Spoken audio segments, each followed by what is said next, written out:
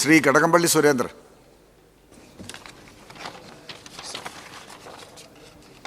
Sir, നമ്മുടെ സംസ്ഥാനത്തെ ഈ മോട്ടോർ മേഖലയിലെ ഒരു പ്രധാനപ്പെട്ട തൊഴിൽ മേഖലയാണ് സർ പുകപരിശോധനാ സെൻ്ററുകൾ. 3000-നടുത്ത് സെൻ്ററുകളിലായി 7000-ലധികം കുടുംബങ്ങൾ ഈ മേഖലയെ ആശ്രയിച്ച് കഴിയുന്നുണ്ട്. വളരെ സാധാരണക്കാരും ഇടത്തരം സാമ്പത്തിക പശ്ചാത്തലമുള്ളവരുമാണ് സർ ഇവർ. പുകപരിശോധനാ കേന്ദ്രങ്ങളും തൊഴിലാളികളും വിവിധങ്ങളായിട്ടുള്ള പ്രശ്നങ്ങൾ നേരിടുകയാണ്. ഈ പ്രശ്നങ്ങൾ പരിഹരിച്ച് പുകപരിശോധനാ കേന്ദ്രങ്ങൾ സംരക്ഷിക്കുന്നത് സംബന്ധിച്ചാണ് സർ ഈ സബ്മിഷൻ. സർ, കേരളത്തിലാണ് പുകപരിശോധനാ കേന്ദ്രങ്ങൾ കാര്യക്ഷമമായും സുതാര്യമായും പ്രവർത്തിക്കുന്നത്. സർ, ഇന്ന് ഈ കേന്ദ്രങ്ങൾ അടച്ചുപൂട്ടൽ ഭീഷണി നേരിടുന്ന സ്ഥിതിയിലാണ്. മോട്ടോർ വാഹന വകുപ്പിലെ ചില ഉദ്യോഗസ്ഥരുടെ അനാവശ്യ ഇടപെടൽ ഇതിനുണ്ട് സർ. കാലിബ്രേഷൻ സംബന്ധിച്ച് 25/2/2022 ട്രാൻസ്പോർട്ട് കമ്മീഷണറുടെ സർക്കിൾ നടപ്പിലാക്കുന്നതിൽ കീഴ് ഉദ്യോഗസ്ഥർ മനഃപൂർവ്വം വീഴ്ച വരുത്തുന്നു.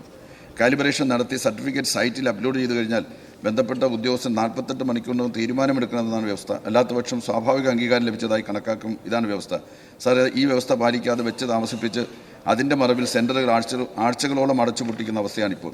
സാർ, അനഭിലഷണീയ താല്പര്യങ്ങളാണ് ഇങ്ങനെ താമസിപ്പിക്കുന്ന ഉദ്യോഗസ്ഥരുടെ ലക്ഷ്യമെന്നാണ് ആക്ഷേപം.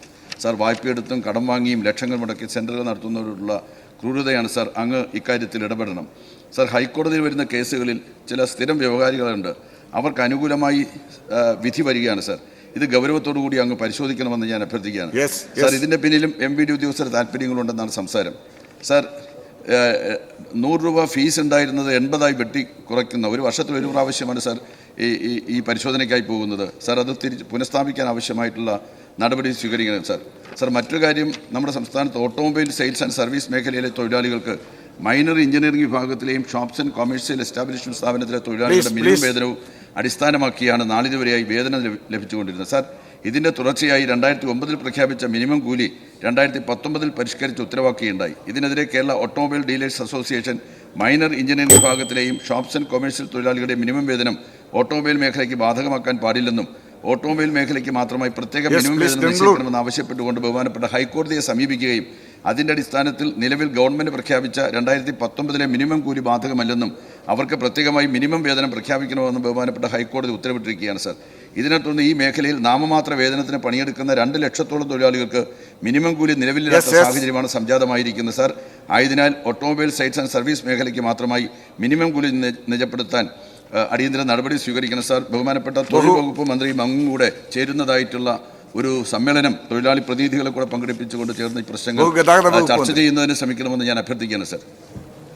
സാർ, കേന്ദ്ര മോട്ടോർ വാഹന നിയമത്തിലെ 115(2) പ്രകാരം BS4 പെട്രോൾ, CNG 4 ചക്ര വാഹനങ്ങൾ, എല്ലാത്തരം പെട്രോൾ, CNG ഇരുചക്ര വാഹനങ്ങൾ പുകപരിശോധന നടത്തുമ്പോൾ ലാംഡ ടെസ്റ്റ് നടത്തണമെന്ന് നിയമത്തിൽ വ്യവസ്ഥയുണ്ട്. ഇതനുസരിച്ച് കേരളത്തിൽ പുകപരിശോധനാ കേന്ദ്രങ്ങളുടെ ഉടമകൾ ഇതിനെതിരെ ഹൈക്കോടതിയെ സമീപിക്കുകയും ബഹുമാനപ്പെട്ട ഹൈക്കോടതി കേന്ദ്ര നിയമപ്രകാരം ടെസ്റ്റ് ഒഴിവാക്കാൻ കഴിയില്ല എന്നറിയിക്കുകയും ചെയ്തിട്ടുണ്ട്. അപ്പോൾ അതിൽ ഈ അദ്ദേഹം പറഞ്ഞ കറക്റ്റാണ്. ചില ആളുകൾ കോടതിയിൽ പോവുക, അവരത് മിടുക്കന്മാരാവാൻ ശ്രമിക്കുകയാണ്. അപ്പം ബഹുമാനപ്പെട്ട കോടതി തന്നെ അത് പറ്റില്ല എന്ന് പറഞ്ഞിട്ടുണ്ട്. അതിൻ്റെ അടിസ്ഥാനത്തിൽ 28/5/2025 B2/146/2024 ട്രാൻസ്പോർട്ട് നമ്പർ 10 പ്രകാരം ലാംഡ ടെസ്റ്റ് നടപ്പിലാക്കിയ ശേഷം മാത്രം ഫീസ് വർധന നടപ്പിലാക്കിയാൽ മതിയെന്ന സർക്കാർ ട്രാൻസ്പോർട്ട് കമ്മീഷർക്ക് ഒരു നിർദ്ദേശം കൊടുത്തിട്ടുണ്ട്. കാരണം ഈ ടെസ്റ്റ് എല്ലാവർക്കും നടത്താനുള്ള സൗകര്യങ്ങളില്ലാത്തതുകൊണ്ട് അത് നടത്തുന്ന മുറയ്ക്ക് ചാർജ് വർദ്ധിപ്പിക്കാമെന്ന് ബഹുമാനപ്പെട്ട കോടതിയുടെ നിർദ്ദേശം കൂടി വെച്ചുകൊണ്ടാണ് ഇത്തരത്തിൽ പറഞ്ഞത്. ബഹുമാനപ്പെട്ട MLA ഈ വിഷയം ഉന്നയിച്ച് ഗൗരവം ഉൾക്കൊണ്ട് തന്നെ സർക്കാർ ഇക്കാര്യത്തിൽ ആവശ്യമായ എല്ലാ പുനഃപരിശോധനകളും നടത്തുന്നതായിരിക്കും. അതുപോലെ ഓട്ടോമൊബൈൽ മേഖലയിലെ ജീവനക്കാരുടെ മിനിമം വേതനത്തെക്കുറിച്ചാണ് അദ്ദേഹം പറഞ്ഞത്. മൈനർ എഞ്ചിനീയറിംഗ് മേഖലയിലുള്ള വ്യവസായ മേഖലയിൽ നിന്ന് വേർപ്പെടുത്തി 1948 മിനിമം വേതന നിയമത്തിൻ്റെ പട്ടികയിൽ ഈ പ്രത്യേക ഷെഡ്യൂൾ എംപ്ലോയ്മെൻറ്റായി ഉൾപ്പെടുത്തണമോ എന്ന വിഷയം തൊഴിലും നൈപുണ്യം വകുപ്പുമായിട്ട് ഇപ്പോൾ പരിശോധിച്ച് വരുന്നുണ്ട്. ഓൾറെഡി ഒരു ഫയലുണ്ട്, അവിടെ പരിശോധനയിലാണ്. ബഹുമാനപ്പെട്ട MLA ആവശ്യപ്പെട്ട പ്രകാരം ബഹുമാനപ്പെട്ട തൊഴിൽ നൈപുണ്യം വകുപ്പ് മന്ത്രിയുമായി ഇക്കാര്യത്തിൽ ഒരു ചർച്ച നമുക്ക് നടത്താവുന്നതാണ്. ഇത് ഫയലുണ്ട്, പക്ഷേ അതിൻ്റെ തീരുമാനം വന്നിട്ടില്ല. അത് ഒരു കൂട്ടായ ചർച്ച ചെയ്യാവുന്നതാണ്.